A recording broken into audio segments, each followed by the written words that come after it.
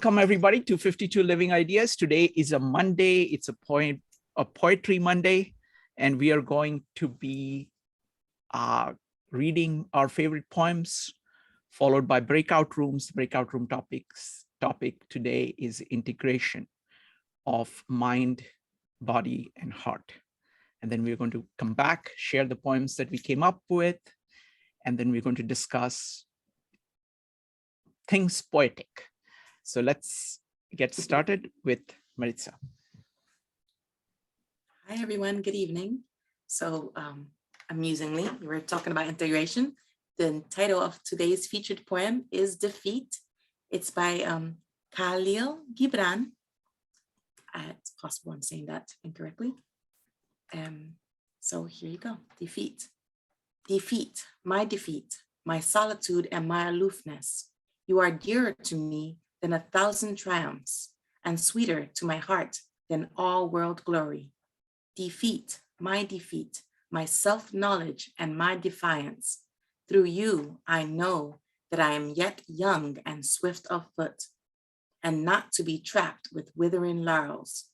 And in you, I have found aloneness and the joy of being shunned and scorned. Defeat, my shining sword and shield. In your eyes, I have read that to be enthroned is to be enslaved, and to be understood is to be leveled down, and to be grasped is but to reach one's fullness, and like a ripe fruit to fall and be consumed. Defeat, my bold companion. You shall hear my songs and my cries and my silences, and none but you shall speak to me of the beating of wings and urging of seas and of mountains that burn in the night. And you alone shall climb my steep and rocky soul. Defeat, my deathless courage. You and I shall laugh together with the storm, and together we shall dig graves for all that die in us, and we shall stand in the sun with a will, and we shall be dangerous. So I have read many different poems on defeat. This one is my favorite because of the triumphant nature, the sound given to the poem. We have spoken many times here in this group across various platforms on the idea of needing to let an idea, a thought, a concept, an opinion die in order to allow a new idea, thought, concept be reborn. And this to me is like a beautiful presentation of that, this idea that embracing one's failures and viewing them as a traveling companion with which to move forward and continue to be glorious. I really, really like that. I love the last two lines are my absolute favorite. And we shall stand in the sun with a will, and we shall be dangerous. It's beautiful. It's the idea of, there are a bunch of different sayings, the one of, you've only failed when you cease to get back up again. I see that embodied in every line of this poem. It's so triumphant that I view it, and I would wish for everyone that this is the way they could take their defeats, their failures, take them as, that companion that walks with you, and don't let it bring you down. Use it to stand up and be dangerous. Thank you, guys. Thank you. Thank you very much, Maritza. Folks, go ahead and type exclamation mark or raise your hand in Zoom in order to read a poem that is close to your heart, and then talk about it for 2 to 3 minutes. We're going to start with Joe. Hey, 1 second, Joe. Before we start with Joe, I just want to give you guys my every week blurb. Some of you are familiar with it by now. And I do collect every poem read, and we do place it up on the Hyperbook. You can go ahead and reach it and see a copy of every poem that is read here today. If you read your personal poem, I will reach out to you on a private chat to ask for your permission to post it as well. If you are willing, I will go ahead and collect it from you. If you have it written, I will use whatever link you have. If not, I'll put it in a PDF document and attach a link there so that it is viewable but not editable. Just wanted to let you guys know that. Thank you. Wonderful. And Rose, you're welcome to share another poem by Gibran. Okay. Next up is going to be Joe. Joe, go ahead. So I selected the new Colossus by Emma Lazarus. Not like the brazen giant of Greek frame, with conquering limbs astride from land to land. Here at our sea-washed sunset gates shall stand a mighty woman with a torch, whose flame is the imprisoned lightning, and her name Mother of Exiles. From her beacon hand glows the worldwide welcome. Her mild eyes command the air-bridged harbor that twin cities frame. Keep ancient lands your storied pomp, cries she with silent lips. Give me your tired, your poor, your huddled masses yearning for breath, to breathe free. The wretched refused of your teeming shore. Send the homeless tempest toast to me. I lift my lamp besides the golden door. So the reason why I appreciated this is reading this weekend about the process of H1 a little bit had come up in a meetup with Evanique. And we all have been hearing about different things at the borders and along those lines. We forget that sometimes that we're a nation of immigrants and that and what it means to be welcoming. So I think that this is it's especially timing for me. The new Colossus was essentially basically an ancient Greek statue, but it was just served as a warning for potential enemies. While this was the statue, was basically of welcoming new people that were unwanted or that wanted to pursue freedom. So I after just reading about a lot of the ways that immigrations had changed over the past 20 years this weekend, I thought about this particular poem. So anyway. Yes, I mean, this is a topic which is very close to my heart because not only that I'm an immigrant, but I, for the past 22 years, have had an immigration law publishing company.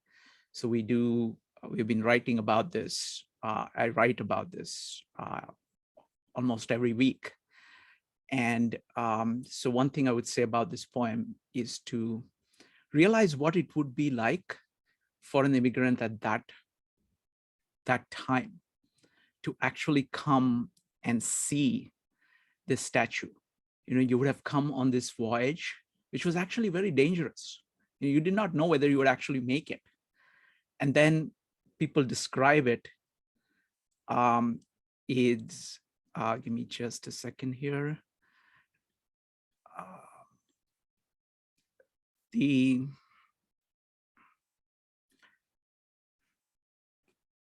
People describe it as this, that everything is covered with fog, and suddenly you see this light. Suddenly you see the statue in this, and then you in the harbor, and what it would mean to somebody who is, who has traveled, did all this travel to make it happen. So and what happens is that unfortunately we forget that we are a nation of immigrants, that character of America is really shaped by immigration and openness to the world and openness to other people. And we go through these periodic times where we make it very hard. We act kind of tribalist and forget that we are all immigrants. And that's not a shame. It's something which is a positive thing, because, it's like one of the authors used to say, what did you do? I came here, I came here. What did you do apart from being born? And you didn't have anything to do with it anyway. But it's the idea. It's the idea of America is that of the American dream. And American dream is continuously replenished by immigrants, because they come here seeking a better life, taking all the chances, and that is quintessentially American. All right, thank you very much. Let's see here. Give me just a second. We are going to go next with Brian. Brian, go ahead. Okay, this week I've selected a poem by Gilbert Chesterton. It's called On the Disastrous Spread of Aestheticism in All Classes. Impetuously, I sprang from bed long before lunch was up, that I might drain the dizzy dew from day's first golden cup. In swift devouring ecstasy, each toil in turn was done. I had done lying on the lawn 3 minutes after 1. For me, as Mr. Wordsworth says, the duties shine like stars.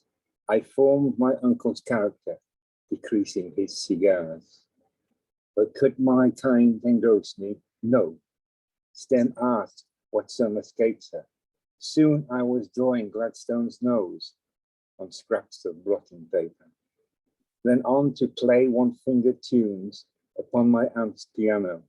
In short, I have a headlong soul and much resemble Hanno. Forgive the entrance of the not too cogent carcinogenean. It may have been to make a rhyme. I lean to that opinion. Then my great work of book research till dusk I took in hand, the forming of a final sound, opinion on the strand. But when I quenched the midnight oil and closed the referee, whose 30 volumes folio to take to bed with me, I had a rather funny dream, intense, that is, and mystic. I dreamed that with one leap and yell, the world became artistic.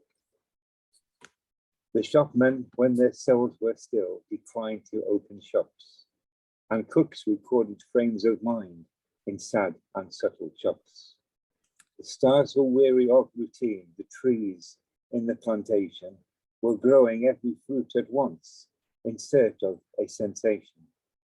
The moon went for a moonlight stroll and tried to be a bard, and gazed enraptured at itself. I left it trying hard. The sea had nothing but a mood of vague, ironic gloom, with which to explain its presence in my upstairs drawing room. The son had read a little book that struck him with a notion. He drowned himself and all his fires deep in the hissing ocean. Then all was dark, lawless, and lost. I heard great devilish wings. I knew that art had won and snapped the covenant of things. I cried aloud and I awoke, new labors in my head. I set my teeth and manfully began to lie in bed. Toiling, rejoicing, sorrowing, so I my life conduct. Each morning see some task begun, each evening see it chucked. But still in the sudden moods of dusk, I hear those great word wings, feel vaguely thankful to the vast stupidity of things. Okay, a somewhat strange poem on first hearing, but it's describing the art world moving towards aestheticism, and it's quite good in that. The reason I chose it is because this weekend I started reading Gilbert Chesterton's works. I'd never read them before. I know very little about him. When I came across some of his poetry, it was all fairly bland, but this one largely because of its nonsensical value, intrigued me, which is why I chose it. Brian, I had a question for you. I'm actually very interested in Chesterton. This is Chesterton, who was an associate of Bullock, right? Yeah. Okay. Gil- Okay. You've been reading some of his poetry. How would you describe Chesterton's poetry? As I said, I find most of it fairly bland. I read, probably, I've only read about sort of 7 or 8 of his works, and I was not too impressed. This one impressed me more than any of the others, largely because of its nonsensical value, although it impinges itself very strongly on the art world at this time. It's kind of end of century stuff, 1890s, around about that area. Interesting. And the reason he interests me is that he was one of the big influences on Marshall McLuhan, him and Bullock, those 2 people, not Joe Bullock. This is a different Bullock. Okay. Yeah. But so, all right, next up is going to be, folks, go ahead and type exclamation mark if you'd like to read one of your favorite poems. Next up is going to be Mike. Mike, go ahead. I chose a poem by John Donne entitled The Sun Rising. Busy old fool, unruly sun, why dost thou thus through windows and through curtains call on us? Must to thy motions lovers seasons run? Saucy pedantic wretch, go chide late schoolboys and sour prentices. Go tell court huntsmen that the king will ride. Call country ants to harvest offices. Love, all alike, no season knows nor clime, nor hours, days, months, which are the rags of time. Thy beams so reverend and strong, why shouldest thou think I could eclipse and cloud them with a wink, but that I would not lose her sight so long? If her eyes have not blinded thine, look, and tomorrow late tell me, whether both the Indias of spice and mine be where thou leftest them, or lie here with me. Ask for those kings whom thou sawest yesterday, and thou shalt hear, all here in one bed lie. She's all states and all princes I, nothing else is. Princes do but play us, compared to this. All honors mimic, all wealth alchemy. Thou, son, art half as happy as we, in that the world's contracted thus. Thine age asks ease, and since thy duties be to warm the world, that's done in warming us. Shine here to us, and thou art everywhere. This bed thy center is, these walls thy sphere. I picked the poem because I feel like a freshman at a poetry, going to university and taking a poetry class for the first time. And so what I've been doing is I'm reading the poems. I think Joe may have read a Donne poem first here, and then so I just pick a poet that I've heard before and then read the poem and try to make my own analysis of it. And fortunately, with technology, there's so much analysis done on YouTube, for example. And so when I first read it, it was pretty easy to pick up that there were 2 lovers, and that the man was pretty much staring down the sun and almost saying, you know, why is the light coming through? Can't you see that I'm here with my lover? And, you know, who are you? There's other things that you should be doing. And that was sort of easy to pick up, but then with a little bit of help, looking with somebody who had analyzed the poem, you start to realize that the usage, I think it was written in 1630 or 40 or in that area. So some of the words take on different meanings. So it takes a little work to pick them up. And what I liked is how the sun is personified. You know, he's calling it a busy old fool. And then he starts to compare what the sun can do to what's happening to with his lover in bed, and basically says by the end of the poem that This bed is really the universe, and you're the one that's actually revolving around it. And then I picked up that I think Copernicus had died maybe 70 years prior to the poem written. And if you think about how the sun was revered in some cases, even in a religious way, right? If you think about, were we revolving around the sun or vice versa? And it dawned on me that 400 years ago, there was a very, very different feel for what the sun was and what it represented to me reading it in 2022. So just putting all those little pieces together, it's, yeah, it's a really, really interesting way to approach the poem. Wonderful. Thank you. Thank you very much, Mike. Next up is going to be Joelle, followed by Rose. Joelle, go ahead.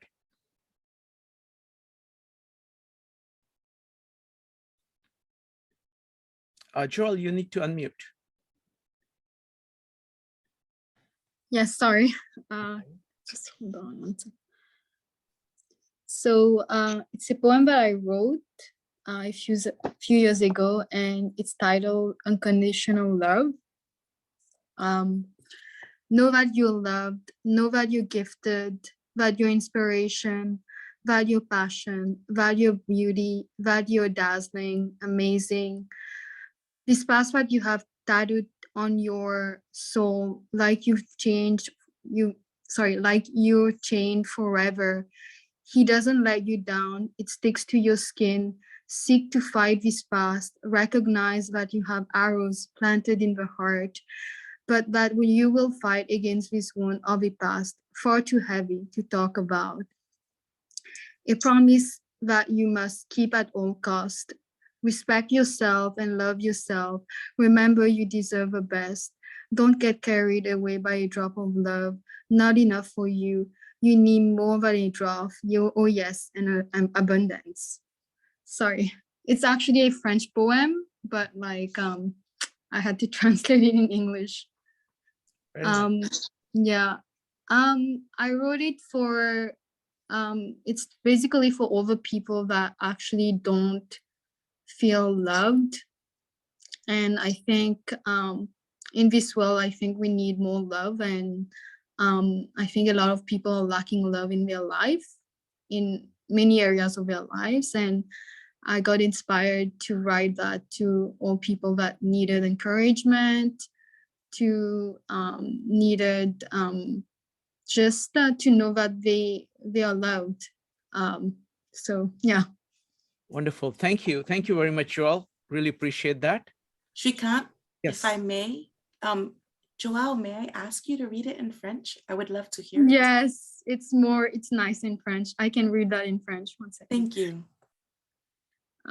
Just hold on, I need to find it. Hold on. Okay, so the title is Amour Inconitionanel. Sache que tu es aimé, sache que tu es doué, que tu es inspiration, que tu es passion, que tu es beauté, que tu es éblouissante, stupéfiante, ce passé que tu as tatoué à ton âme, comme si tu étais enchaîné à jamais. Il ne te laisse pas tomber. Il te colle à ta peau. Cherche à le combattre, ce passé. Reconnais que tu as des flèches plantées au cœur, mais que tu vas lutter contre cette blessure d'un passé bien trop lourd pour en parler. Une promesse que tu dois à tout prix garder. Respecte-toi et aime-toi. Rappelle-toi que tu mérites le meilleur. Ne te laisse pas emporter par une goutte d'amour. Pas suffisant pour toi. Il t'en faut bien plus qu'une goutte. Oh oui, une abondance. That's beautiful. I mean, the French Thank you. sounds so amazing. I mean, the thing is that each language, like we have Yes. a lady who we do these Dao De Jing meetups, and she reads in Bahasa, Indonesian, which is the language of Indonesia. Some languages, like I really like the sound of. Thank you. Yeah. Thank you. I wanted to read it in French initially, but because it's an English speaking group, I didn't want to read that in French. But yeah, I did the translation, which is not as great as in French. Yeah. Thank you, Maritza. Thank you. Thank Thank you, you. everyone. And everybody, you're welcome to read in another language. If possible, read an English translation too, so we figure out what is going on. But what happens is that there is a beauty to the sound itself. There is a rhythm to it. There is expression. And many times you can get some little pieces from another language because there is commonality between languages. And then you can, when you hear it in English, you can connect it up. Thank you. That was special. Thank you. Next up is Rose. Rose, go ahead. Hi, yes, 1 second. I'm gonna pull up the poem. It's called Home by Warsan Shire.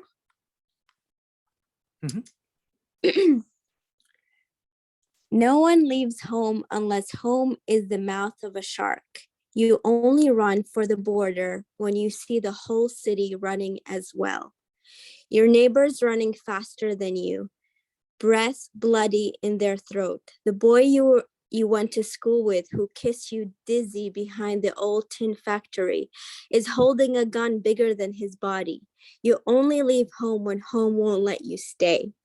No one leaves home unless home chases you, fire under feet, hot blood in your belly. It's not something you ever thought of doing until the blade burnt threats into your neck. And even then you carry the anthem under your breath, only tearing up your passport in an airport toilet, sobbing as each mouthful of paper made it clear that you wouldn't be going back. You have to understand that no one puts their children in a boat unless the water is safer than the land. No one burns their palms under trains beneath carriages. No one spends days and nights in the stomach of a truck feeding on newspaper unless the miles traveled means something more than journey. No one crawls under fences. No one wants to be beaten, pitied. No one chooses refugee camps or strip searches where your body is left aching, or prison, because prison is safer than a city of fire. And one prison guard in the night is better than a truckload of men who look like your father. No one could take it. No one could stomach it. No one's skin would be tough enough. The go home blacks, refugees, dirty immigrants, asylum seekers sucking our country dry with their hands out. They smell strange, savage, messed up their country, and now they want to mess up ours. How do the words, the dirty looks roll off your backs? Maybe because the blow is softer than a limb torn off, or the words are more tender than 14 men between your legs, or the insults are easier to swallow than rubble, than bones, than your child body in pieces. I want to go home, but home is the mouth of a shark. Home is the barrel of the gun. And no one would leave home unless home chased you to the shore, unless home told you to quicken your legs, leave your clothes behind, crawl through the desert, wade through the ocean, drown, save, be hunger, beg, forget pride. Your survival is more important. No one leaves home until home is a sweaty voice in your ear saying, leave. Run away from me now. I don't know what I've become, but I know that anywhere is safer than here. Wonderful. Thank you. Rose, would you like to talk about what you like about the poem? Yes. So the first time I heard this poem was actually on YouTube. The author read it and it just broke my heart because as the title says, home, this poem is close to home because I resonate with this poem. As my family, a lot of my relatives were rendered refugees after the US invasion of Iraq in 2003. And what's frustrating is, you know, as the world have moved on from that already, my family hasn't. You know, they're scattered all over Europe or scattered all over the world. And have been met with discrimination and racism and alienation, even though like it wasn't their fault that their home was invaded and they had to flee for their lives. And so I just, you know, it puts everything in perspective. I hope that the people who hear this poem and understand the perspective of the refugee will have a more, you know, empathic, compassionate view of what it is to be a refugee, that nobody wants to leave their home. In fact, I was robbed of my home, my heritage, my history, because I can't go back because it's still not safe. And so, like, you know, I just think this poem kind of articulates it very beautifully in a visual sense as well. It's like, you know, things had to be really bad for me to leave home. Like nobody wants to, but they have to. They had no other choice, basically. And yeah, like, and a lot of the times, you know, the rhetoric in the media, especially in the United States, like you were talking about earlier, for example, when it comes to people crossing the border from Mexico, right? The way they talk about them, the way they portray them, it's so dehumanizing, right? And so, yeah, I hope like people can have a more expansive view of what it is to be a refugee by hearing this poem. Yeah. Wonderful. Thank you, Rose. See, I think what happens is that people who are just, you know, in one country, they don't understand what is involved in moving a country.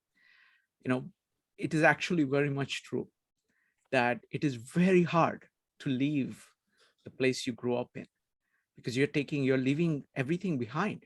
You're leaving all your networks behind. You're leaving your language behind. You're leaving your family behind, you know, just everything. And you are going to a new place. Many times it is because you have no, you know, because home is a shark, you know, and you have to escape it. So I feel really, really bad about the refugees. But at the same time, you have to realize that these are people, and people who are kind of on the other side.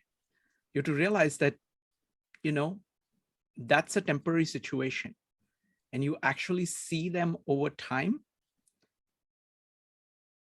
They learn from facing really hard times, and what they make of their life, especially what the children make of their lives afterwards, is quite spectacular. So it is, so immigration is a very large issue, and it's very close to my heart. So thank you, really appreciate that. Next up is going to be Jenny. Jenny, go ahead. All right. Yeah, I chose a haiku. It's called The Old Pond by Matsuo Basho. Okay, here goes. An old silent pond. A frog jumps into the pond. Splash. Silence again.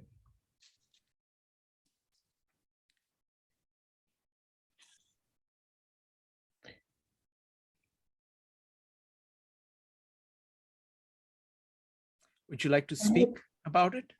I love the beauty of the bare essentialness of haiku. A haiku began in the 13th century Japan. And actually, it was the opening phrase of renga, an oral poem, generally 100 stanzas long. And the, excuse me, I'm reading this. The much shorter version, haiku, broke away from renga in the 16th century and was mastered a century later by Matsuo Basho, who wrote this classic haiku, the Old Pond. And by the way, there are Americans like Jack Kerouac who altered the formality of haiku and you know, into like the American standards. And actually, I found the haiku by Jack Kerouac. Where is it? Let's see if I find it. Fine, if I don't. It was here a minute ago. This is a haiku by Jack Kerouac, The Taste of Rain. The taste of rain. Why kneel?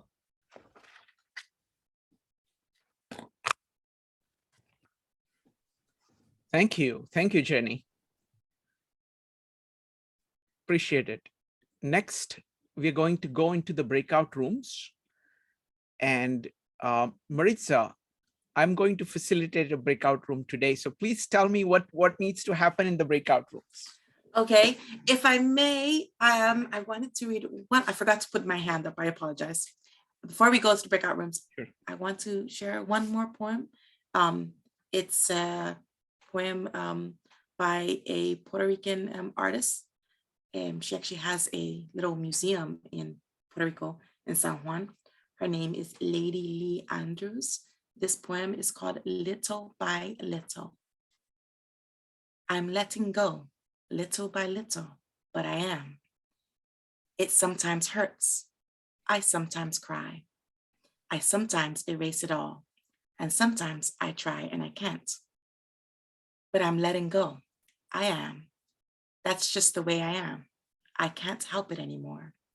My mind races until the hate, unlike the hate, who had patience to compete. I'm racing to defeat myself. It's torture in a shell. My heart has been to hell. I'm letting go, little by little, but I am. I learned that now I can. Sometimes it's good, sometimes it's sweet. There are times too that I never meet a standard, where questions flow unanswered, and it's okay in itself. I'm taking down the shelf of expectations, crowded by imitations. I learned that now I can.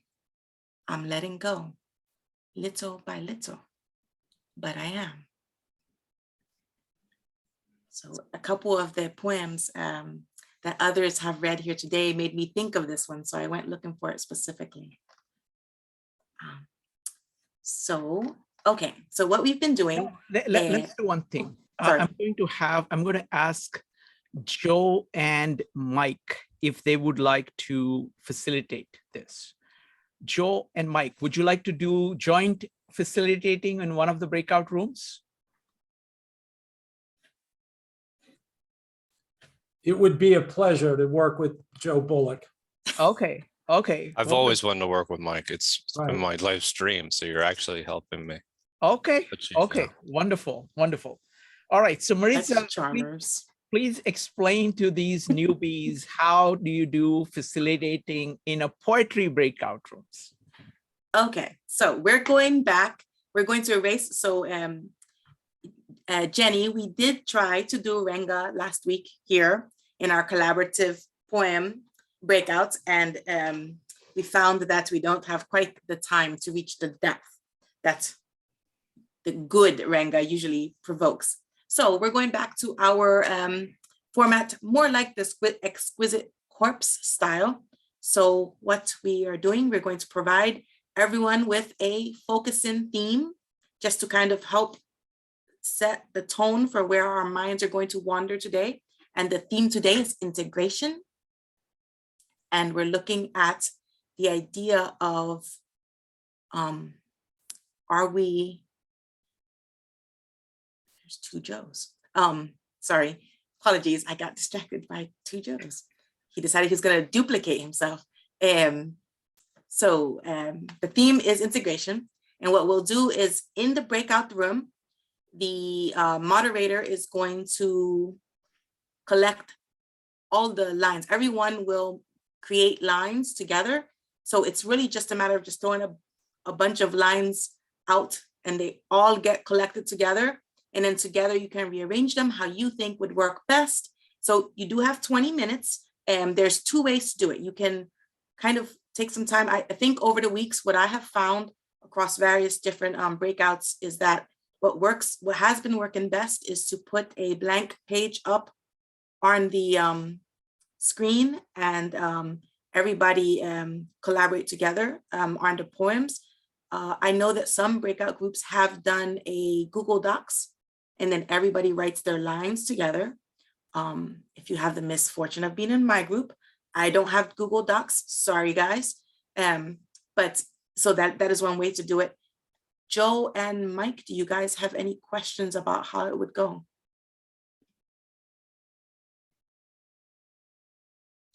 Either of the Joes?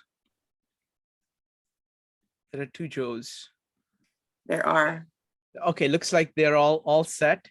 All right, folks. So I'm going to start the breakout rooms. The breakout rooms will last for about 21 minutes. And so Joe and Mike, I would recommend using one of you use a Google Doc to keep track of everything. And that's the best way to do it. And then play it by the ear, and let's see what we produce. And the theme is, can you repeat the theme again? Integration. Okay, very good. Integration of mind, body, and heart. Oh, I'm sorry. Yes, I'm so sorry. That is, I thought that was It is understood. like you have your heart, you have your mind. They can't all read my mind, she can't? Yes. Sorry, guys. Okay, wonderful. So I'm starting the breakout rooms now. Welcome back, folks. Welcome back. All right. So let's have the first group led by Joe and Mike read out what they have.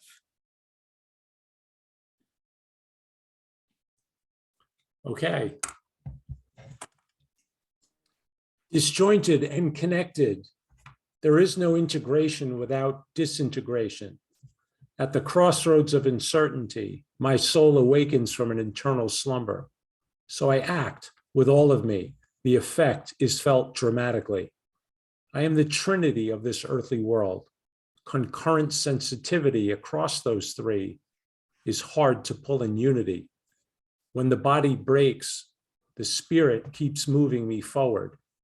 Going the extra mile, I put my best foot forward, wide-eyed and ever-present, strong-willed in the face of my insecurities.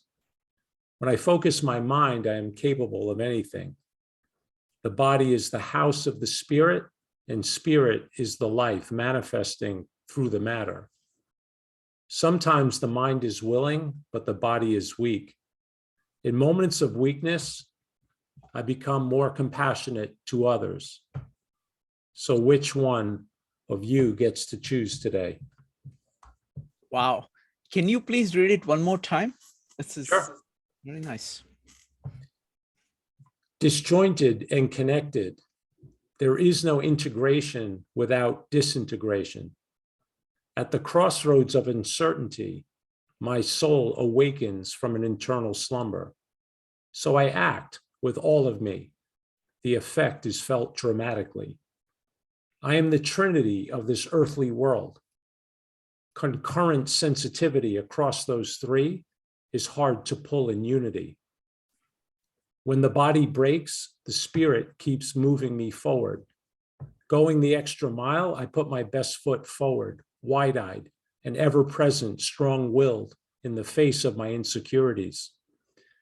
When I focus my mind, I am capable of anything.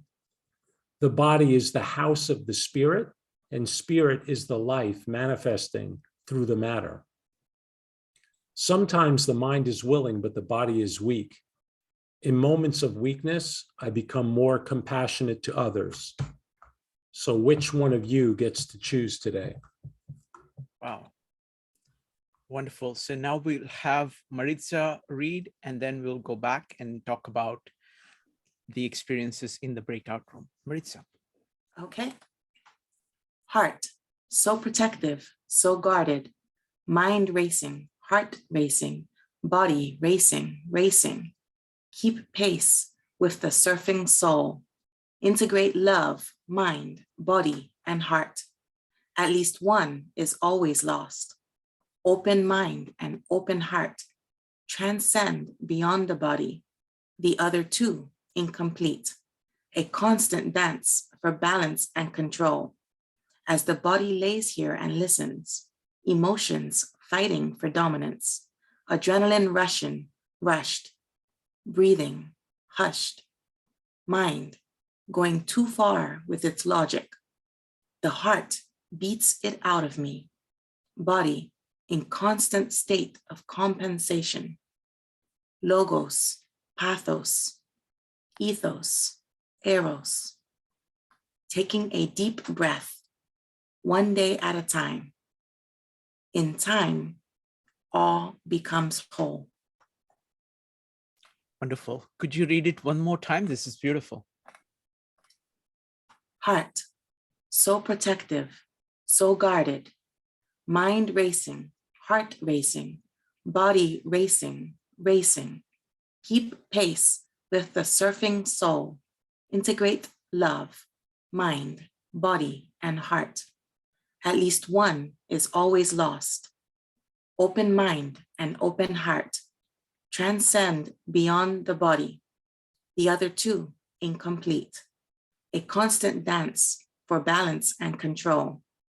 As the body lays here and listens, emotions fighting for dominance, adrenaline rushed, breathing hushed, mind going too far with its logic. The heart beats it out of me, body in constant state of compensation. Logos, pathos, ethos, eros. Taking a deep breath, one day at a time. In time, all becomes whole. Wonderful. Thank you. Thank you, Maritza.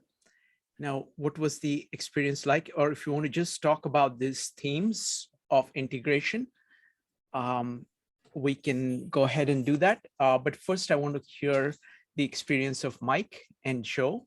They're facilitating this room for the first time. They're both relatively new to poetry and kind of writing poetry. So would love to hear what it was like.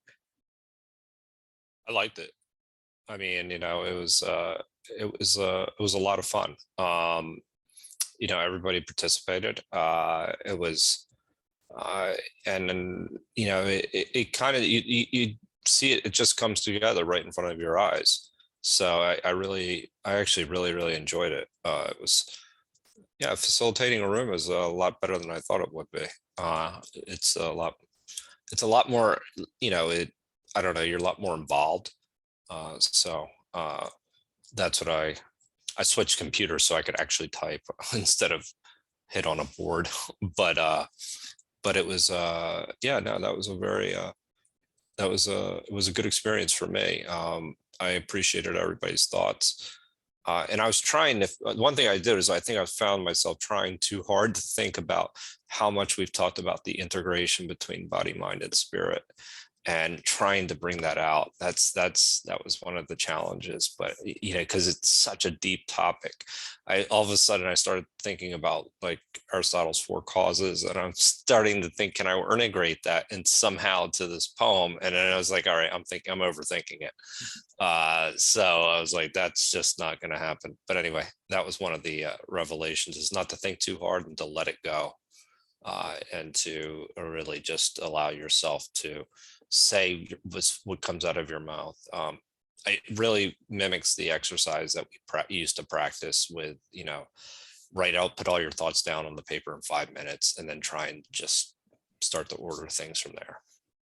So yeah, it's a good reminder not to think too hard. Thank you. Mike, what was it like for you?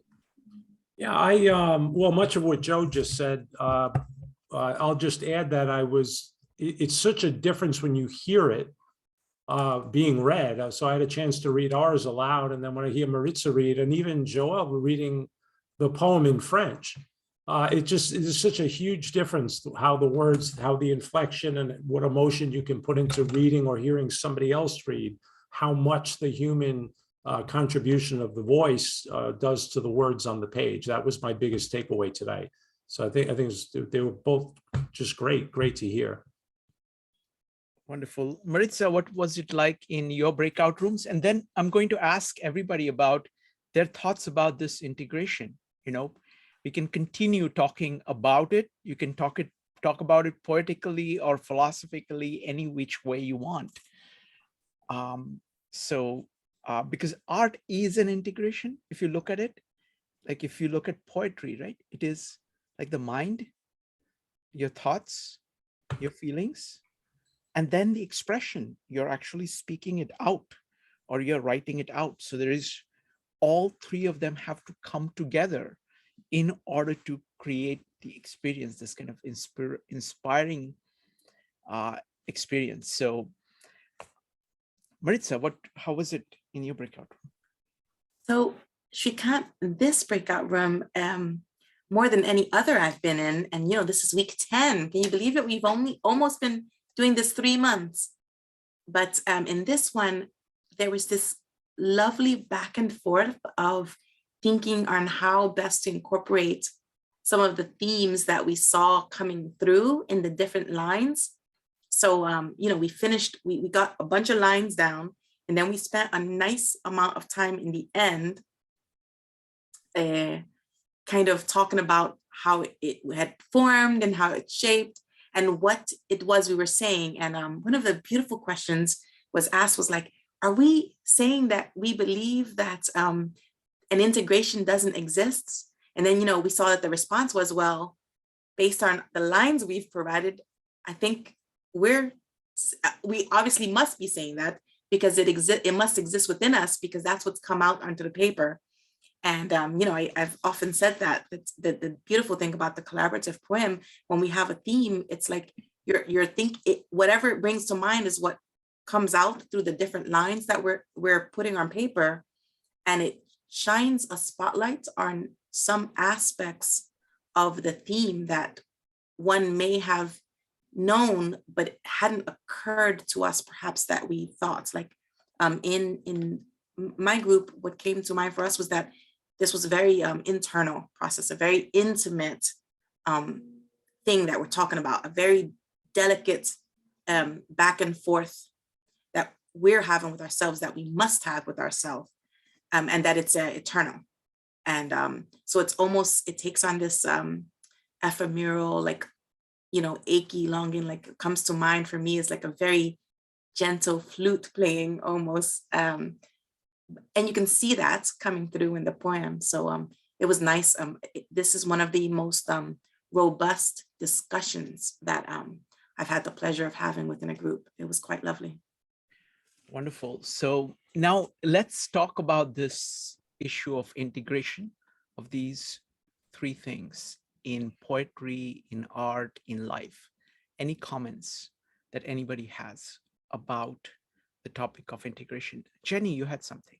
Go ahead. Oh, I just wanted, first of all, I wanted to thank, I'm glad I came because it's been a while. And I wanted to thank creating this and the people that I collaborated with. And I just wanted to say, I thoroughly enjoyed the process of collaboration. And for me, it brought a wonderful way to connect with others. And the cherry on top was really what the end result, which was unexpected, but I thoroughly enjoyed the process very much. What was your question? Sorry. No, I really like your comments. And firstly, welcome back. It's wonderful to have you. Because I think you made a very interesting point. Part of it is the process itself. Like you are actually engaging other human beings at a very deep level. You're hearing how they are approaching integration of the mind and body, and of their mind and their heart. So it is something very intimate that people are talking about. Second is you're hearing multiple such people talk about it. And just that experience itself, as you're saying, is profound. And you will get a lot of things from it.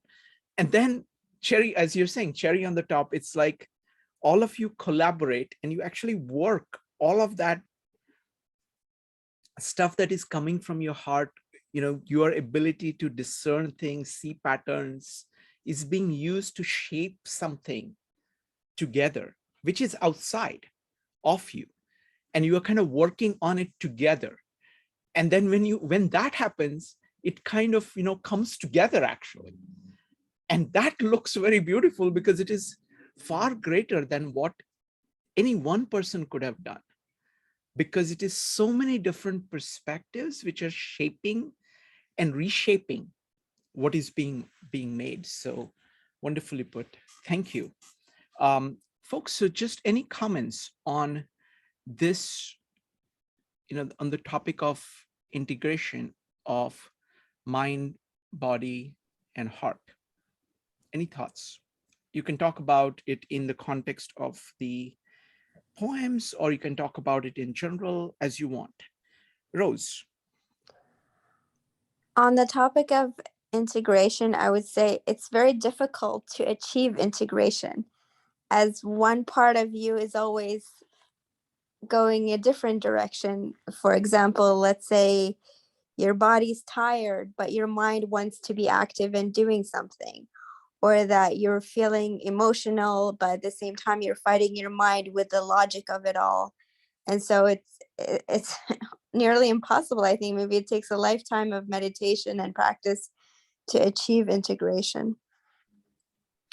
Wonderful, great point. I want to build on it.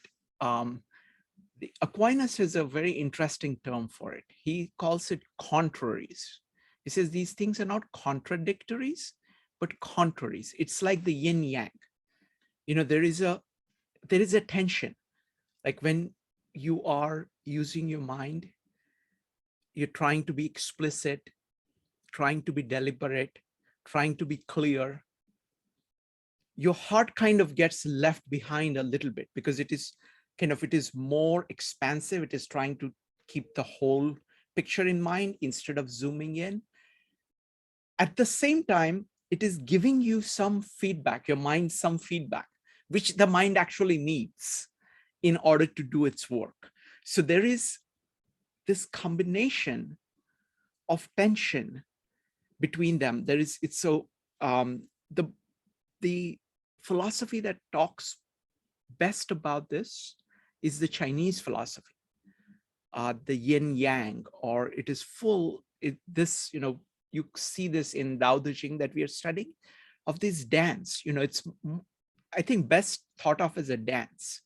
Like it kind of becomes more organized, and then when you go too far over there is this missing piece. You were saying, see, I'm missing something. And then you start kind of incorporating that, then you kind of get lost in that a little bit.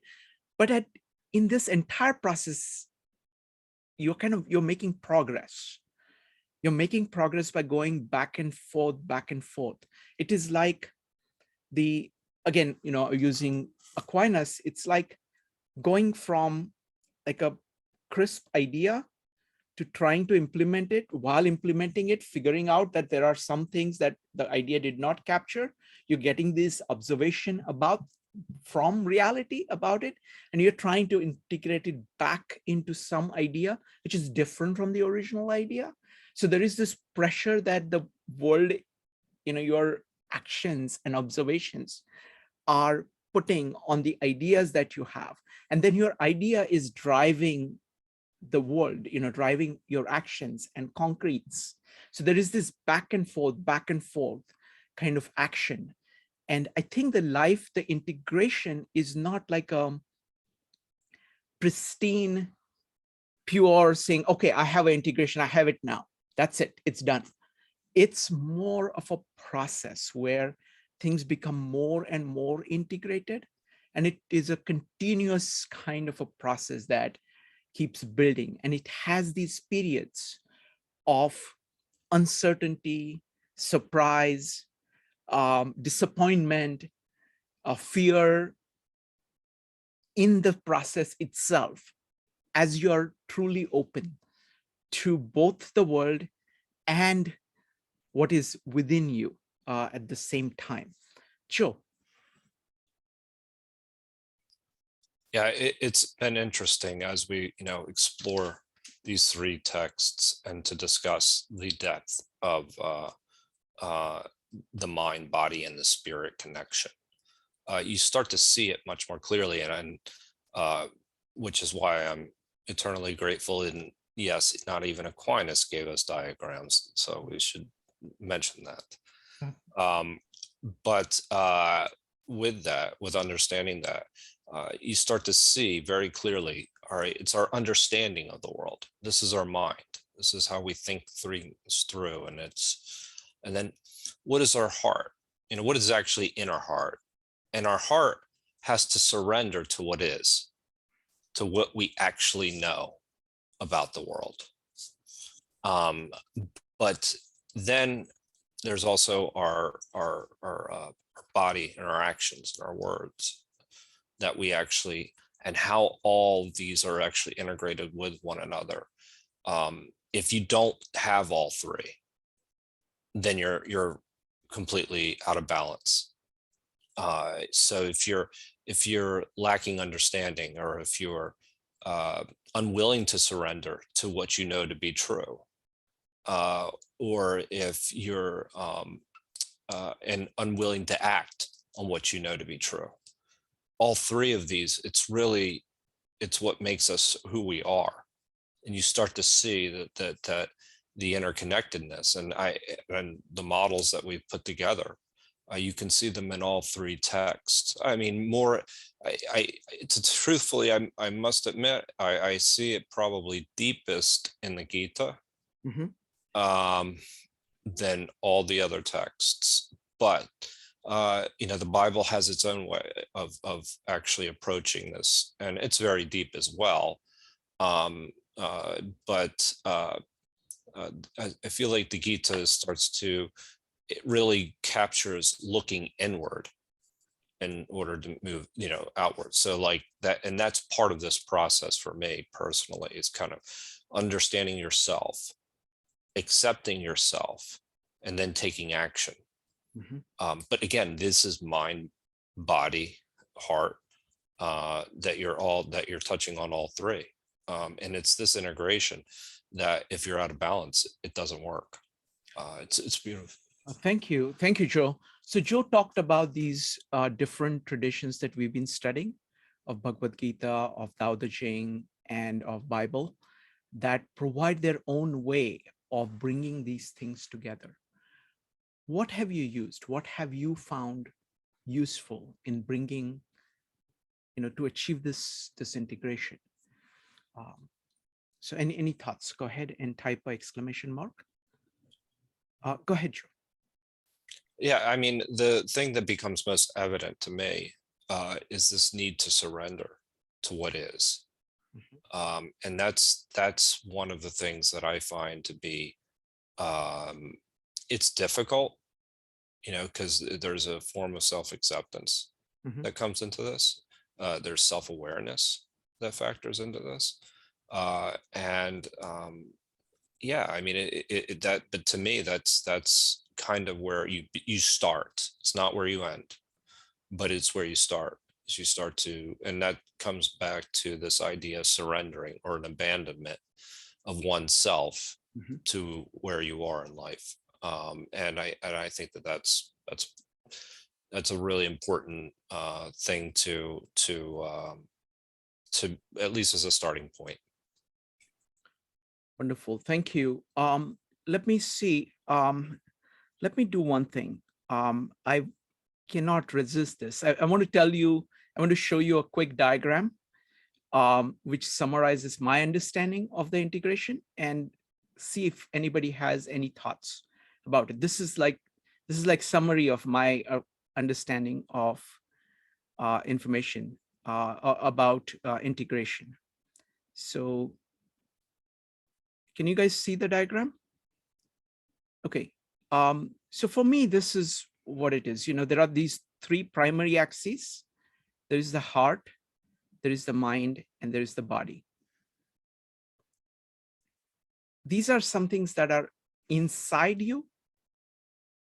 These are like our faculties.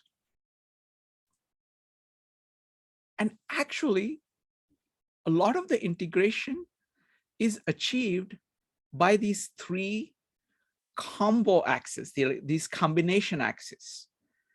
So these are just for people who are interested in science, these three, red, green, and blue, are the primary colors of light. And these other three colors, magenta, yellow, and cyan, are the colors that are produced by combining these lights. So for example, art is like using your mind and heart in order to produce something that really touches your heart and that is inspiring to you. So poetry is right here in the magenta area. Kinship or family is when you bring your heart, engage your heart with your body in a group of people where you develop, this is family, friendships on a small scale of people whom you really care about. And love is what the ruling principle here is in the yellow. When you bring together the mind and the body on a very large scale of saying what is possible, I call it the economy. And there, what you're trying to do is you're trying to say, okay, what can be done across all people, across all time, across all space? What is possible to plan out and produce? So those are the things, but art is in the domain of this. And so this I find very useful way of seeing various patterns. I would love to have any questions, any comments on this diagram, whether you find it useful, anything. We'll start with Jenny. Jenny. Oh, yeah, it was something else. I'm sorry. The economy, how does that fit in? That's the most complex thing and the one that I understand the least. It is mostly about, achieving justice, basically. What kind of society do you need in order to achieve justice across a large population of people who do not know each other? This is what law is about in the beginning. Like that was the formulation, Hammurabi, Moses, followed by Roman laws, followed by the Declaration of Independence, Constitution. You're trying to come up with systems. This is about how companies need to be organized so that everybody is motivated to produce. So this is something, and it is the cause of all the great prosperity that we have. So we have the leisure to be talking about poetry, and that is given to us by achievement here. The technology itself is a part of that. So that's what, and it's the most complicated thing. So that's how I think about it. So you developed this diagram? Yes. Yeah. Okay, that's cool. Can I'm going to add to the conversation, so I'm not negating, I'm adding. I just wanted, Leonard Cohen's song Anthem, ring the bells that still can ring, forget your perfect offering. There is a crack in everything. That's how the light gets in. So we can strive for all that, but anyway, I can't say it better than he has. We're all broken, but that's how the light gets in. So once the light gets in, then we can move forward. Wonderful. Wonderful. Thank you. Anybody else? Any comments?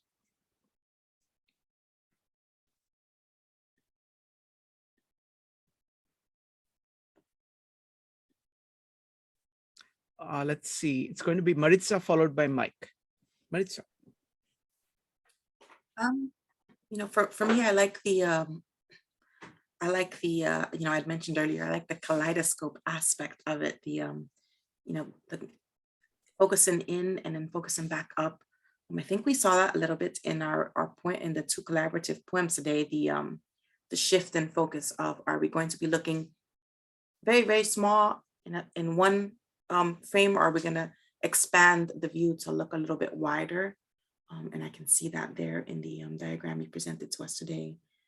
In several of those aspects, I think they are like the you don't have some of the other aspects on the one you just threw up now, but it's like the smaller subcomponents that make that larger component are all presented. And it's interesting to see you throw that up after having read the collaborative poems, because this is what came from inside of people for making a poem about the concept of integration.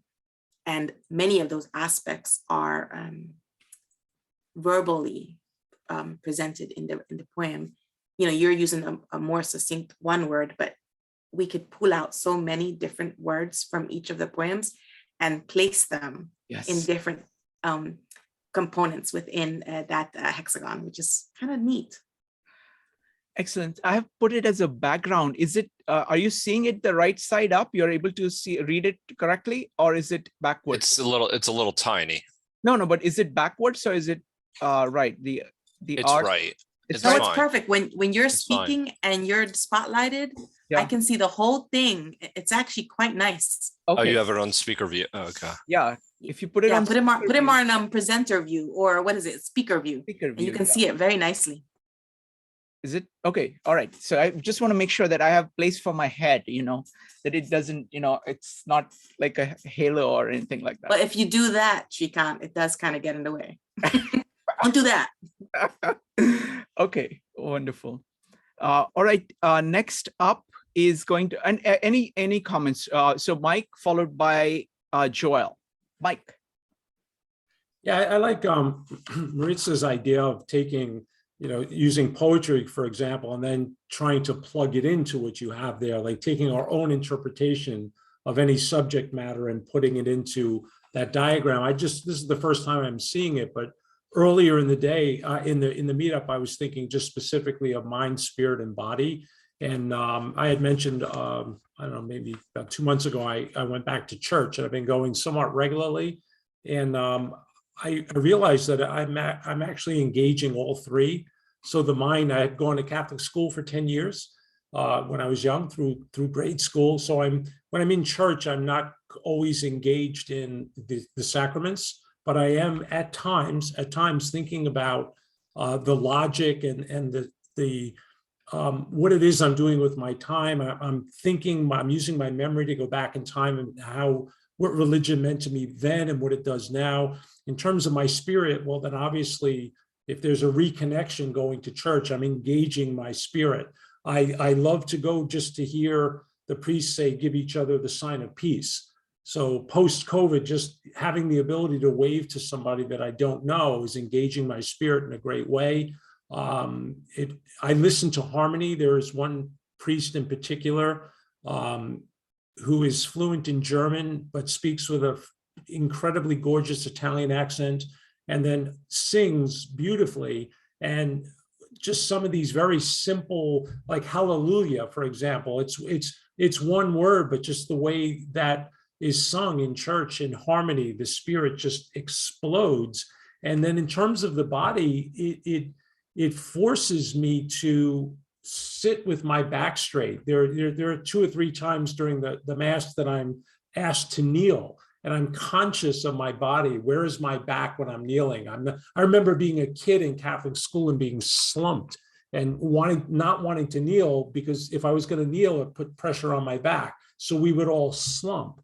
And when I'm standing during the Mass, I'm aware, as if, like what happens to you in the military, or if you study a martial art, you are aware of your posture, because they really all connect. It's a sign of respect if you're kneeling a certain way and your head is up and you're listening, etc. So just earlier in the meetup, me revisiting church fit very, very nicely into mind, spirit, and body. And I'm going to take that same approach with your diagram. I already took a screenshot of that, and I'll let you know if I'm able to plug that into yours as well. Absolutely. I'll send you the presentation and a more detailed version of the diagram. But this is a very interesting point, because I went to the Catholic Mass. I went to the Tridentine kind of Latin Mass, the traditional one. And it's very interesting of how the Mass itself uses this integration.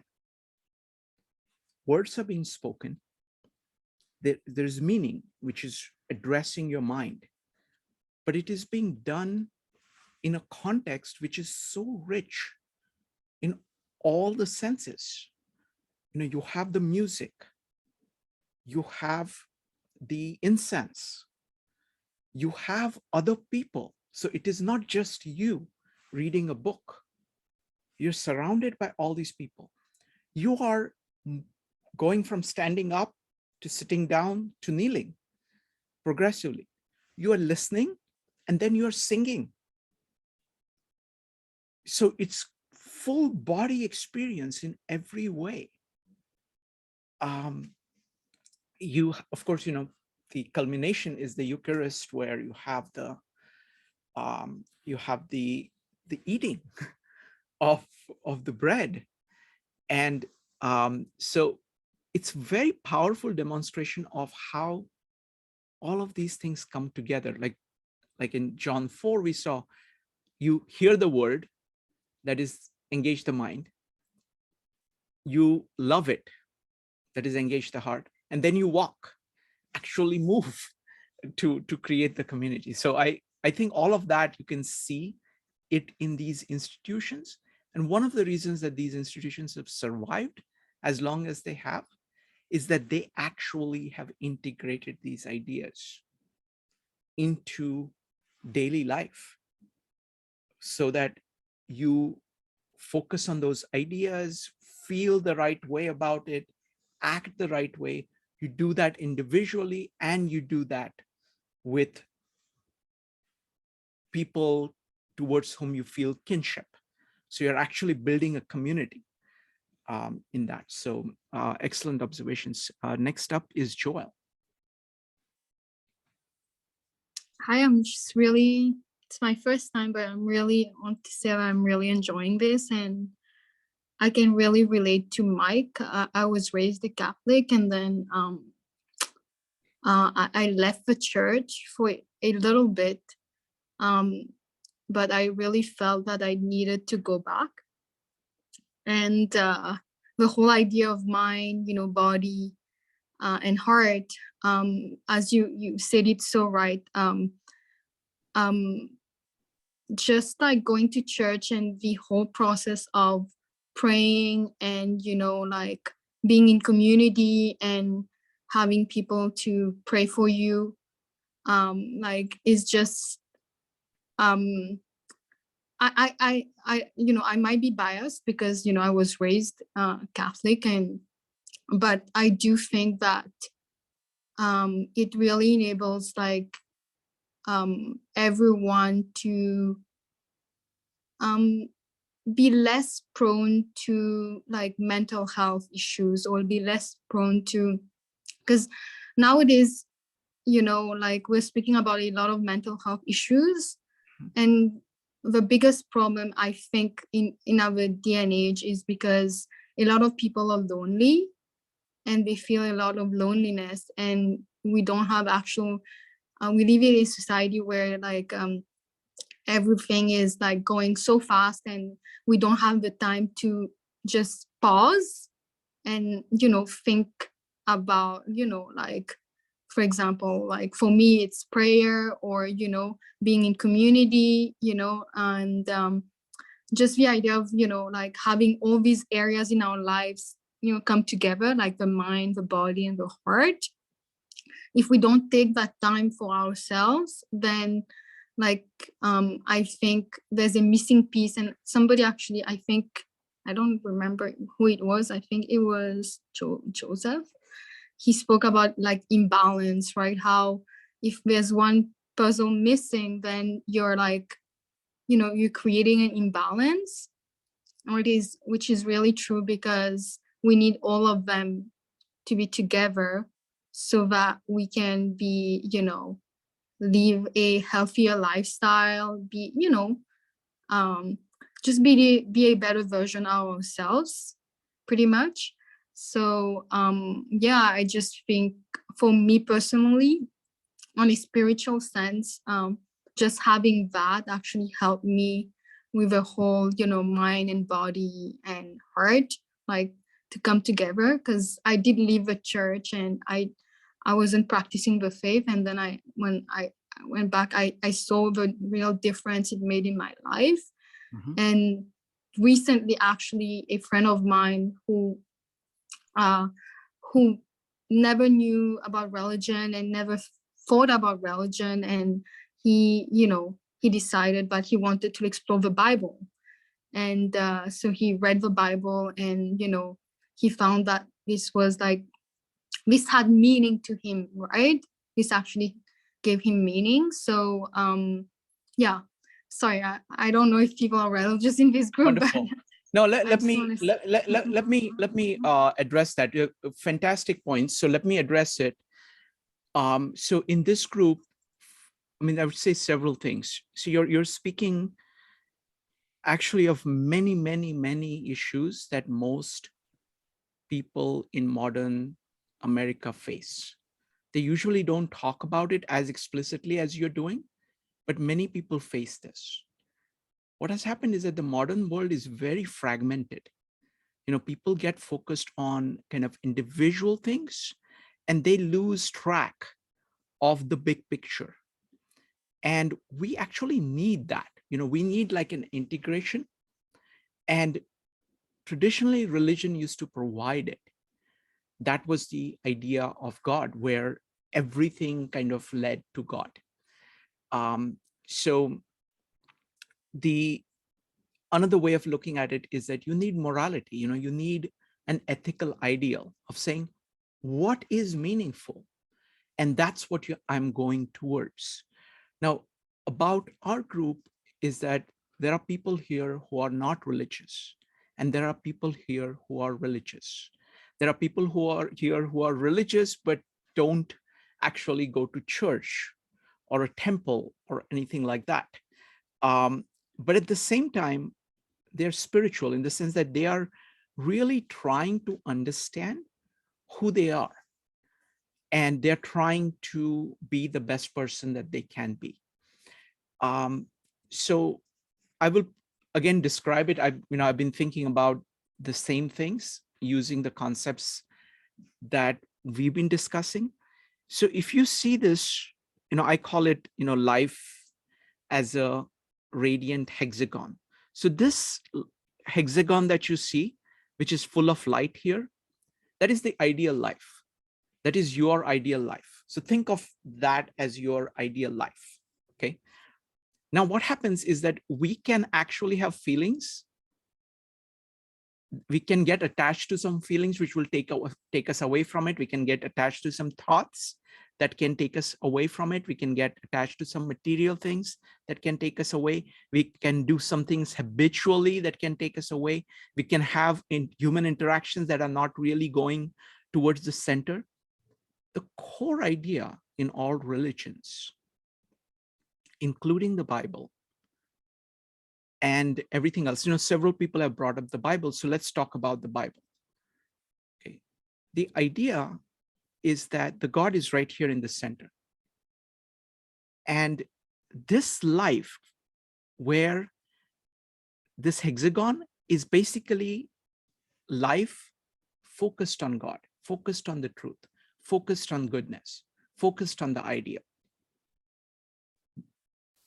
Basically, the grace of God is kind of coming out from the center towards you, and your love of God, the Holy Spirit, is taking you back to the center. Throughout history, this has been called virtue. Aristotle would call this virtue. What you're doing is being virtuous. You're accepting reality, accepting nature, your own nature, and nature of others, and nature of the world, and you are acting in accordance with it. So this is about virtue. So virtue, if you look at these blue, cyan, and green, that's what the classical virtues focused on. They talked about wisdom or prudence, not just random thoughts. Modern people think about kind of, hey, I have a new idea. The ancient thought, the scribal thought, is very integrative. You say, is this wisdom? So it is an integrated way of looking at thought. Similarly, this is about justice. What's the right thing to do? What's the right way to treat people? That's what you're focused on. That's the virtue of justice. This is the virtue of courage. Are you going to do what you think you should be doing? Are you going to take the hits for doing that? So the ancient virtues focused on this.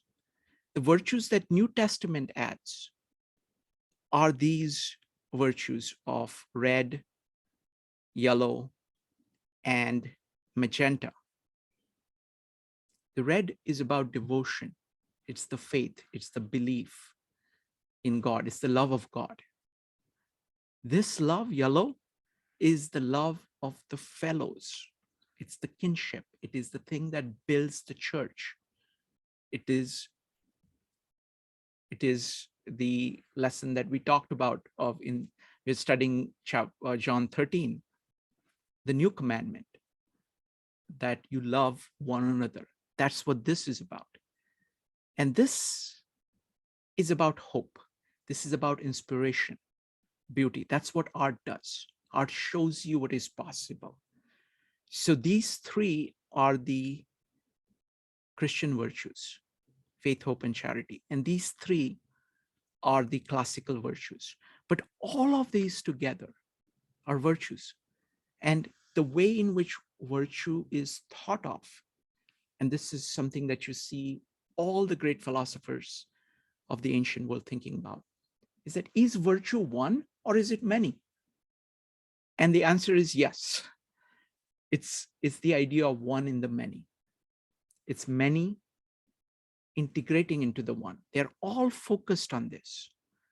Wisdom, and they're connected. They overflow. The way in which Aquinas talks about it is that virtues overflow into one another. And that's how this virtuous hexagon is filled with light. The light is coming from the universal principles that are driving everything in the world. This is the light coming out from the center into your life. And then it is the love and your commitment to doing the right thing, to truth, that is moving you from here to there. If you don't do that, then you drift. It is very easy to drift away from the center into the periphery. So that's what I would say. Let's see. Next up is Joe, followed by Joel. Joel. Yeah, Joel. Yeah, I forget what I was going to say, but I mean, that's primarily because I was following along with what you were just talking about. What I really like about this more than anything is that it really kind of focuses like, okay, what is real and what isn't? Like, what's really substantive and what's not? And I think your example of thoughts just now was a really good example. A lot of people have thoughts, but is it actually wisdom? Is it really willing? Is it something you should be acting on? Is it something that is in accordance with your values? The other part is that this really gives you a framework to state your values and to put them somewhere. And if you really want to manage yourself closer to your values, to your principles, that you have listed out clearly, but then you also have what takes you away from those values and what takes you away from those principles. And once you know both of those, then you start to integrate from there. You can develop habits that bring you closer to your core and allow you to, one, become more self-aware, which I think is the most important thing, because if you're not self-aware, then you can make a fool of yourself. And then the other part is that you start to really manage yourself and accept. This is what I was going back to a little bit, or what I was saying a little bit earlier, but going back to is this idea that you accept, like, this is who you are, and then you're going to manage yourself best to get to your core. And thinking through this process is actually, it's a really important exercise, I think, for anyone. as far as, especially when it comes to something like evaluating your thoughts, because I think that sometimes, sometimes people make their thoughts real and they're not necessarily accurate depictions of reality, and they're certainly not wise. So it's an excellent model. I mean, I really do like this a lot. And I think that as we were graphing it out this weekend, with the actual, the numbers, that actually brought it like a spider graph that was really, really effective as well. Wonderful. Thank you. Thank you, Joe. I want to point out just one thing, this point about integration. Just as you're saying, like wisdom is integrated thought. It is like bringing everything together. You would not say that somebody is wise unless they know the value of each of the thought and it's all put together. But you see that it's true for all of the virtues. Like the people have human interaction, but only if there is love that is going to make that interaction be really life-giving. There are people who have all kinds of feelings, but only when they have this devotion, like the devotion of a mother to an infant. Yes, the mother has many different emotions, but she's committed to the infant. That's what devotion is. Similarly, there are people having all kinds of expressions, but beauty is an integrated form of expression. Similarly, there are all kinds of actions, but there is an issue of, are you going to have the courage to do the right thing? So that means do the effort, take the risk in order to bring everything together. Yes, people are interested in individual material things, focused on individual tasks that needs to be done. But when you're saying that I want to be just, I want to do things which are right, you're bringing all of the things that you know about actions together. So integration is all inside this, and disintegration is all outside this. And this is true of each of these 6 axes. Joe, go ahead. And then it'll be Joel. Just really quickly, they're all interrelated too. I mean, in the sense that if you're on the good side, right, then, and you're all the way out there, it's hard to be on the love side, like to be within the parameters that within your core on the love side, as opposed to being in the human interactions. So the further you're out, the further the connections are you're going to see that you're away from, like they're all related. When it's a very interesting model. So there are practical examples of this, and I've always used the one cannot be, you can't be charitable without being just, right? So that relates to human interactions. So love, you can't love without being just, right? Because so that there's this connectedness between those two.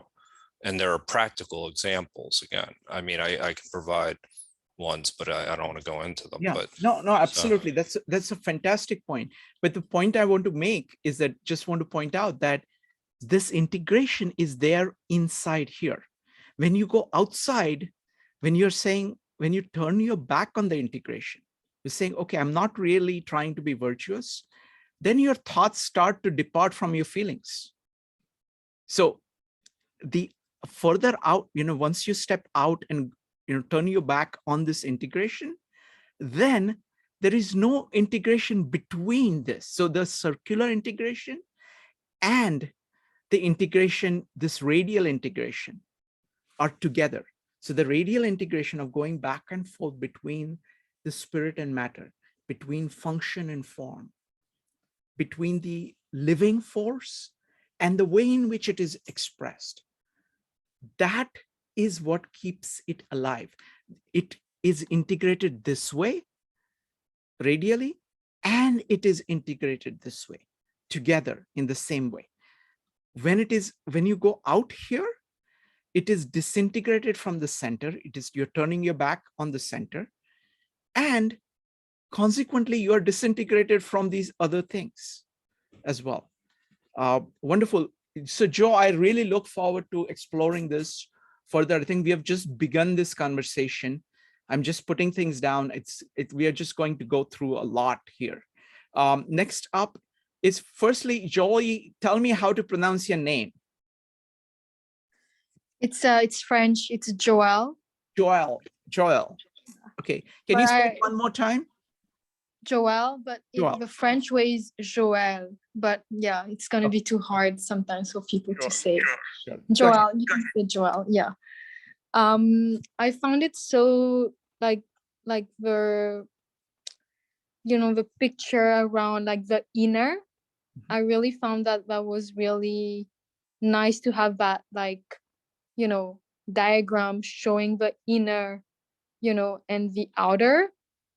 So, and it got me thinking of how, like you said, the more you go inner, the more you can actually form deep connections and deep relationships. The more you go outer, it will always be on the surface level and relationships won't be able to be created. So the idea of like connecting with someone, like feelings, for example, right? Like it has to be a deeper feeling so that you can actually connect with the person. And in reality, like all human beings, we are longing for connections. Doesn't matter, like we all long for connections, and if we don't have the inner part, we are not able to connect with one another, because it's through, for example, I'm just going to give you a quick example. I don't want to take too much time, but just quick, go ahead. For example, like let's say if you're going through something really tough, like I don't know, like somebody passed away in your family, for example, and for you to be able to process that grief, if you don't have other people around you that you can actually talk about this and and process this, then you are left on your own. And when you share your story, you share your experiences, you're able to connect more with other people, because chances are other people also experience death in their life. Nobody is actually spared of that, because it's part of life, right? Sure. Let me go ahead and respond to that. Yeah. So we did a meetup on John 13, right? John 13, the core of the message there, this is the point where Jesus starts to wash his disciples' feet. And what does that mean? What is he doing? Is that basically he's saying, see, the point is devotion and love are connected. If you are committed, if you have love of truth, if you have love of goodness, which is what devotion is, then you're capable of loving. If all you have are these feelings like this, then you're going to only have superficial human interactions. So there is a connection between these two. So what he's saying, what Jesus is saying is that I want to show you how I love my Father. And how I'm going to show it to you, and that is this love. I'm going to show it to you by washing your feet. I'm going to show it to you by my love for you. And I'm hoping that that will teach you how to love one another. And that is the new commandment that I'm giving you.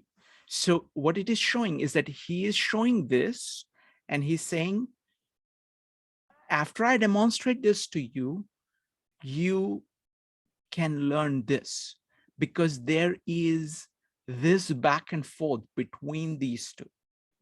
Similarly, when you say no to this, when you say no to being good, being focused on truth, you have only random feelings. Then you are only going to have random human interaction. You're not going to be able to get here. So this is together and this is together. Next up is Joe. I was just thinking about how this actually fits in well, I mean, really well with Stoicism as well. So think about something like your feelings and how they address feelings. Something like anger that takes you away from your nature. You would be totally on the outside of the senator.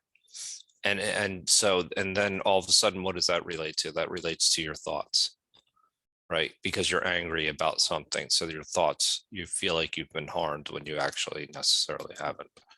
So then all of a sudden, what does that do? That impacts how your human interactions are.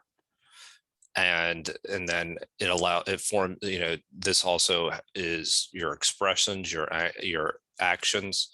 So like the angrier you are, you could see where if one is out of balance, you're actually on the periphery, you're away from beauty, you're away from devotion, you're away from wisdom, you're away from love. So that's just one emotion.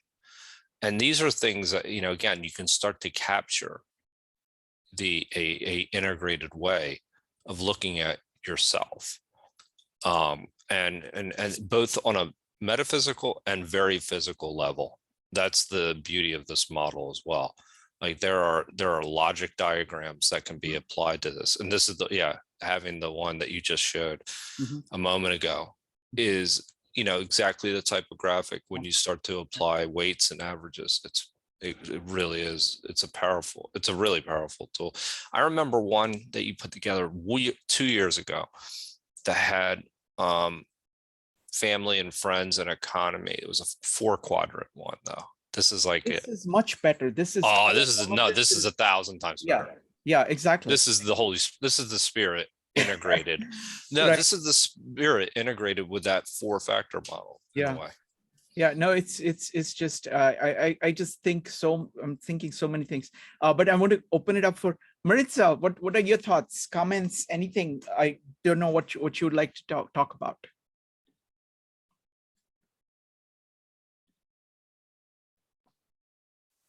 On this here, you took it down.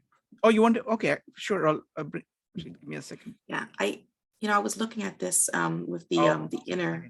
Wrong one. Just a second. It sometimes happens here. Give me a second. This one. Nope, not the right one, right? No, there's black screen. Okay, let me see. It's okay, no worries. Oh, you found it. Okay. So I like with the inner items identified, and I really like that you highlighted that, for example, wisdom sits within thoughts. Like, it's a part of the whole, because what really speaks to me most about this diagram is that even when we are focusing in, like if we decide that we are weak in our embracing of these concept of wisdom, and we're focusing on that, there still exists the other side, love. It's still there. And then wisdom lies within thoughts. And it could be that if we find there's a piece that we don't have within that wisdom, you can come out one level higher and maybe collect something else from this like thoughts area. I was looking at it specifically for family and friends, and I thought maybe that section is more this concept of community. Yes. Because, what is family and friends other than your community? And it's, looking at it from the increasing levels, it's interesting because you can look at it both as going from outer to inner as being increasing, but you can also look at it as outer to inner as being decreasing, depending on what it is that you're seeking to improve upon or maybe to focus on. So like, for example, it's in this one, it would seem that the culmination of a sharper focus on community would then lead you to love. But it also means, because it's inside of it, it means that, through love is the way that you would find your way to a stronger community. And I really like the way it works. In the economy one, like you said that one was one of the hardest one, and maybe not entirely fleshed out. True. With the concept, goods and justice, but it does still work if one looks at it from the perspective of, goods would be material items, and our sense of justice, as it were, in today's world is honed by those, this is the outer aspects, as it were, like, it's all the requirements placed upon us because of all the material things in the world, that we do need the concept of justice. But again, I like that it's sitting inside of the goods, which is inside of economy, because it's just a reminder that none of these concepts, the wisdom, the justice, the beauty, they cannot reside by themselves. They're just but a small piece of the rest of it. So I really like that. And for me, it just is the constant, focusing in and coming back out. And I think it's represented very well with this diagram. Thank you. Wonderful. Thank you. Thank you. It's something that I've been happy with. I've produced so many diagrams. This is definitely my favorite one, which is much better than anything else I have done. One question I have, and then I will go to Jenny. I'm struggling with family and friends. I'm trying to figure out because it's two. I think community is one possibility. Kinship is another possibility. What do you guys think about a proper name for it? I'm trying to capture, so I'm distinguishing it from the economy. Economy is at a large scale. It is like people across all the globe, across all space, across all time, all the people. What is the system for that? That is what it's trying to answer. The family and friends, it's the close relationships that you have. So what do you guys think about good words to capture that in a single word? Matsuo, what do you think? Well, my vote, Shrikant, would definitely be community. Community. That's what I would place there. Joe, what would you call it?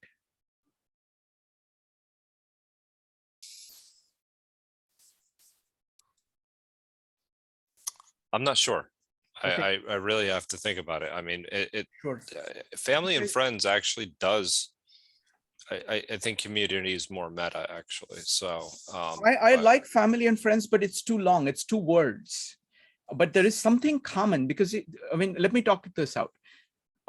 Fundamentally, it is commonality of values, because the thing is, it's that, like, think of the family, okay? At least for me, it's for sure. And I think it's true for everybody. There are parts of the family that you have that are your friends, okay? That are really close to who you are, that you really, really respect. There are parts of the family who are not that. Your friends are all chosen, this friends, I mean, really close friends. So people whom you really care about. So it is really based, it's completely like in Aristotle's view, it is the friendship based on character, which is being pointed to here. It is a chosen community. It is like that, okay, these are my people, my tribe, but not biologically, but based on values. That's what I'm trying to get at. And I'm trying to figure out what would be the best word to describe. Anybody else has anything? Mike, what do you think? No, nothing yet? Okay. Yeah, all right. Go ahead. Just again, community was the community is the best one so far. Okay. Oh, yeah. All right. What do you think of kinship? I don't like kinship because it is actually different. It's a noun. It's a different kind of a thing than community. I think family and friends or community is the best one. Okay. Society could be one as well. Society is too, it's not society, because society is like everybody. This is like chosen. This is like your people that you value. Society is too large. Yeah. It is closer to the economy than kind of friends and family. But Okay, next up is Jenny. Jenny had something. Oh, well, certainly integration, right? This, you know, it encapsulates everything about integration. Yes. And I respect that. But I also respectfully am going to share that I have a problem with it being formulaic and prescriptive. It creates a sense of right and wrong and the idea of otherness, that if we don't follow, and I'm not saying you're saying this, but just by the creation of something so formulaic and prescriptive and based on Christian values, creates a sense of the other, right? If I don't fit into this, then I'm the other. And as far as I'm concerned, the concept of separation of church and state works for everybody, believers, non-believers, all faiths. I don't, you know, I'm not in, it is not in my view, okay, to create something this formulaic and prescriptive, although I do respect the effort of it. I think recognizing one's fallibility is key. And fallibility exists in all human, you know, in humanity. That's our one trait is fallibility. I also heard once, I don't know who said that, but I remember reading this, we are all fools. The wise person just recognizes that they're a fool. So, yeah, so that's what I have to say. Wonderful. Next up is going to be Maritza. I would like to respond directly to a little bit of what Jenny is saying, because, you know, Jenny, I will say to you that I myself don't consider myself to be, you know, a Christian or, you know, of a specific religious faith. So I struggle a little bit sometimes with some of the, you know, the grids like this. I have found that in this forum, many efforts are made to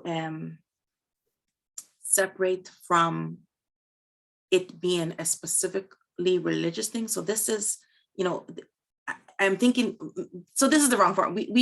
This was thrown up with the guise of being just a quick teaser for the concept of integration, but the proper introduction to this was done in a video. I missed the live event, but I watched a video from yesterday, and it was called a philosophy for life. So it was not presented as religion. Different religions are given as examples, and so what has helped me, so the formulaic aspect, I think here is a little bit softer in that this is not one must do this kind of a answer. This is more of a, what are the various components that people who seem to be striving at forward movement, you know, seeking that meaningful path, what are the components that are enshrined within that movement? What does that movement look like? So what I see presented here, and I'm sorry, Shrikant, if I'm speaking way off base, just personal, for somebody who doesn't, I don't look at this and I don't see the Gita. I don't see the Bible. I can see how someone who has very strong faith in those could see that. For me, I see different aspects of that forward movement. If, you know, I want to have a meaningful life, I don't need to have a God fear in life. I want it to be meaningful. And for me, I have a heart, I have a mind, I have family, I like art. So I'm looking at these and going, okay, if art is an aspect that'll help me find this meaningful path I'm seeking, okay, it makes sense to me that expressions and then beauty are contained within. And I think that maybe the one thing that you pointed out here that I would agree with is that when I see beauty, in my mind, I think there's many other layers behind that. And maybe that's not necessarily explicit. For me, it's implicit just from my knowledge of a little bit how Shrikant's mind works. He's not an excluding kind of personality. So in my mind, I just make assumption that there's a lot of other aspects behind the scenes here. Hopefully that helps a I little even bit. find problematic the idea of a philosophy of life prescribed by any one person. For me, it's problematic. It could be a viewpoint, right? And I'm more of a proponent of tools and opportunities for all from which they build their own life. So anyway, that's why I wasn't even thinking of it in straightforward religious, Okay. terms. So anyway, just wanted to say. No, I mean, so I'll say several things. Firstly, what this is actually very different from the modern way of thinking. This is much more closer to how the Greeks used to think. It is closer. It's basically this is from a scribal era, which is very different than the modern times. And modern times, most people will think like Jenny. They would have problems with anything being said by anybody, claiming any universals. They would say that at best you can say that I have some thoughts, and that's pretty much all that you can say. And you have, okay, I feel a certain way, I take certain actions. So it's, that's the modern view. So in that sense, this is very much, anachronistic. This is like the way in which the Greeks used to think, the way in which basically time before printing, where people actually took ideas, put them down on paper, talked about it, tried to say, what does this actually mean? And engage with each other to try to figure out what that is. So that is actually hallmark of the scribal era. And then through that process, people came up with something that kind of coalesced. So this is all, the scribal movement is all about talking back and forth, back and forth, back and forth. And this is what it results from it. Modern movement is mostly about kind of writing something and reading and then coming up with whatever conclusions. So it is very much in the periphery. So in that sense, this is scribal. What I have tried to do is I am trying to put together the commonalities that I see. I'm not religious, but at the same time, I have profound respect for religion. I try to understand what it is saying. Most people from each of the religions actually disagree with the interpretations of the religion, because most people are focused on the rituals that the religions produced. So most of them actually do not appreciate the scribal way of looking at religion, because that is very different from doing that. So this is kind of a very oddball thing. It is neither modern religious, nor is it modern non-religious. It is very much of a scribal. So it's a very different way of thinking. And we've spent a lot of time studying that way of thinking. We've done about 60 to 80 meetups on Tao Te Ching from the Chinese tradition. We've done about 40 meetups from Bhagavad Gita, which is from the Indian tradition. We've done maybe another 40 meetups on the Gospel of John. We've done a number of meetups on Carl Jung, who does a lot of work like this, of saying, let's look at mythologies across cultures and see what is common to them. This is the same kind of, this is in that tradition of saying what is common to all traditions and what does it say about human nature. And this is certainly my conclusion of it. And what the way in which I present it, and I hope that my demeanor here and the way I present it shows it is that I'm saying, this is what I think.